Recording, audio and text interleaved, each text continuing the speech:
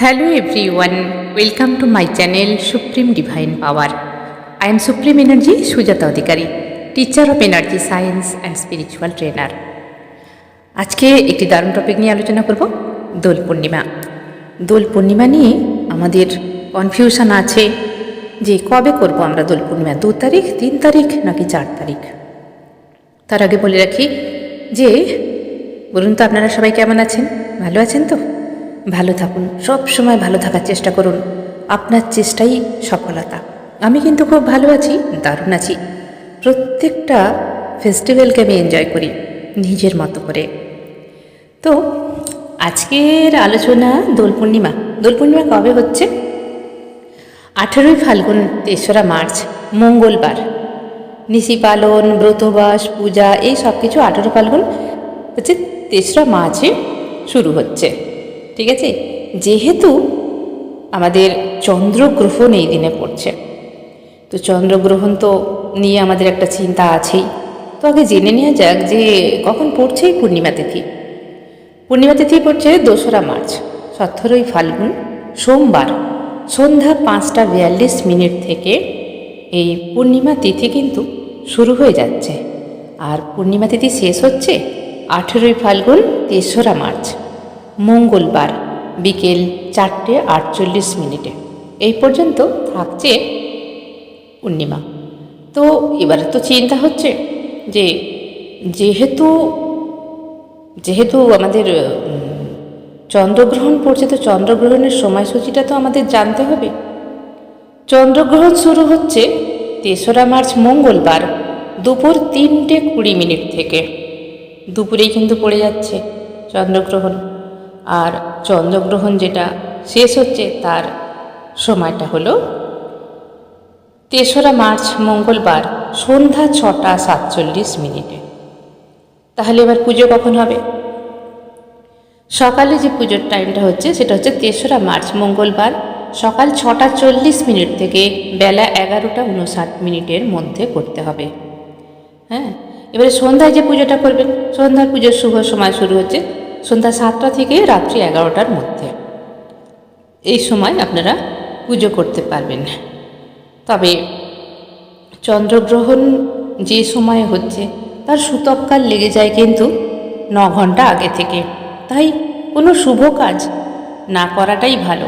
তবে জ্যোতিষীরা বলছেন যে যেহেতু পূর্ণ চন্দ্রগ্রহণ আমাদের এখান থেকে ঠিকভাবে দেখা যাবে না, তো আমরা শুভ রং খেলা এগুলো করতেই পারি। বিশেষ একটা টাইম যেটা ধরা হয়েছে, যেই সময়ে আমাদের গ্রহণটা মেন টাইমটি বলা হয়েছে যখন, সেই সময়টাই যেরকম আমরা শুভ কাজ বা পুজো পার্বণ এগুলো না করলেও, যেরকম দুপুর 3:20 থেকে আমরা বন্ধ দিচ্ছি, যেহেতু চন্দ্রগ্রহণ শুরু হয়ে যাচ্ছে ওই সময়, সূতককালটা মোটামুটি আমাদের না মানলেও চলবে এখানে।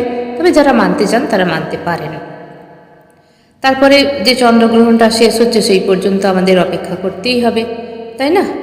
তো তার সময়টা বাদ দিয়ে, যেমন শেষ হচ্ছে 6:47 3রা মার্চ, তো এই সময়টাকে বাদ দিয়ে আমরা সকাল এবং সন্ধ্যা পুজো করতেই পারি। তো এই দিনে হচ্ছে চন্দ্রগ্রহণ এবং দোল পূর্ণিমা দুটোই। দোল পূর্ণিমা মানেই হয়ে গেল আমাদের পূজা, রাধাকৃষ্ণের পূজা বা সত্যনারায়ণ পূজা, এগুলো তো আছেই। সবসময় আমাদের টাইম নিয়ে একটা মাথার মধ্যে কনফিউশন চলতেই থাকে, কি করব, কবে পুজো করব, কোন টাইমে করব। টাইমিংটা যদিও বা পাওয়া যায়, যদি পড়ে যায় সূর্যগ্রহণ বা চন্দ্রগ্রহণ, তখন মনে একটু আশঙ্কা দেখা দেয়। তবে এই যে চন্দ্রগ্রহণ হচ্ছে যেই সময়টা, এই সময়টার কোনো খাবার দাবার আপনারা রাখবেন না। যদি রাখেন তাহলে তুলসীপত্র দিয়ে রাখবেন, কারণ এটা কি হয় না, এটা নেগেটিভ এনার্জি আমাদের এই বাতাসের মধ্যে ছড়িয়ে পড়ে, এবং সেই নেগেটিভ এনার্জিটা যেটা খাবারের মধ্যে গেলে, আমাদের শরীরে গেলে ভীষণ ক্ষতিকারক হয়। তাই মানা হয় তুলসী পাতা দিয়ে রাখার, কারণ তুলসী পাতার মধ্যে এমন একটি জিনিস আছে যেটা নেগেটিভ এনার্জিকে হাবি হতে দেয় না। এছাড়া রান্না করা খাবার কোনো না রাখাটাই ভালো। এমনি শুকনো খাবার যেরকম বাড়িতে আমাদের থাকে, বিস্কুট, মুড়ি, এগুলো ঠিক আছে, কোনো রান্না করা খাবার না রাখাটাই এই সময়তে ভালো। তো এই দিন সত্যনারায়ণ পুজো তো অবশ্যই করবেন, যারা করতে চান তারা অবশ্যই সত্যনারায়ণ পুজো করুন। এছাড়া এই দিনে তো রাধাকৃষ্ণের উৎসব বললেই হয়।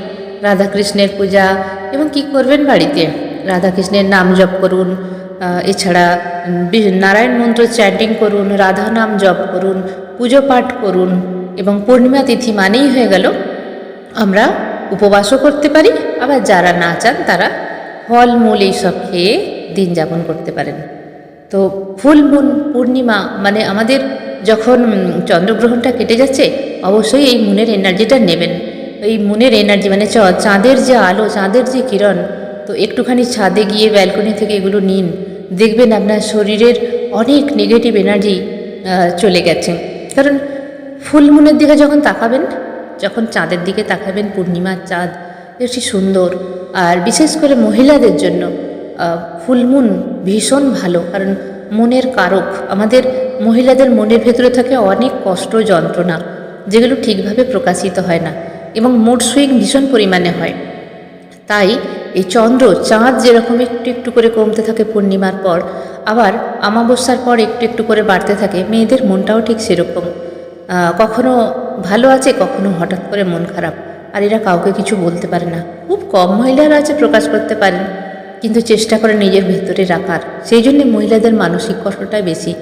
তাই এই মহিলারা যদি সবার জন্য প্রযোজ্য চন্দ্রের কিরণ বা চাঁদের আলো যে কেউ নিতে পারেন শরীরে, কিন্তু বিশেষ করে মহিলারা চাঁদের কিরণ অবশ্যই নিন, মানসিক শান্তি পাবেন এতে করে। ঠিক আছে, আজকের এই ছোট্ট ভিডিও এখানেই শেষ করলাম।